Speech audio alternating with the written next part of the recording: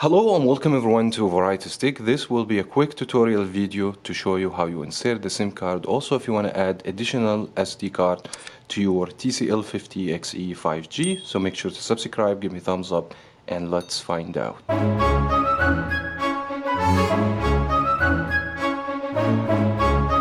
Now we will need SIM ejector tool and we need SD card, and this will be optional. The phone take up to 512 by the way, and the SIM card, especially if you're moving your old SIM card from your old phone to the new phone. Also, let me show you where is the SIM tray located on the TCL 50XE. It's going to be on the left side, very close to the corner, and you're going to see a hole. This is where you exactly need to bring the SIM ejector tool. All you have to do, just push and immediately the SIM tray will pop up.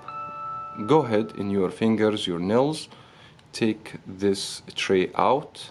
Now the original SIM card is pre-installed because every Total Wireless Straight Talk phone come with pre-installed SIM cards. If you're doing activation for the first time, you can use the current SIM card, and this is the tray. Let me just give you a closer look.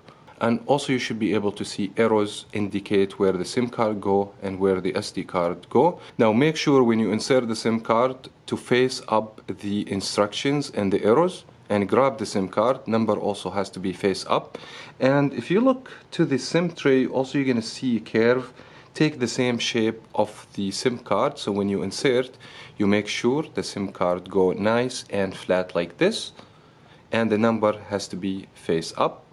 Also, when you do the SD card, you do the same thing. The number of the SD card also has to be face up. So go ahead and insert the SD card the same as I'm doing. You have to make sure everything nice and flat like this.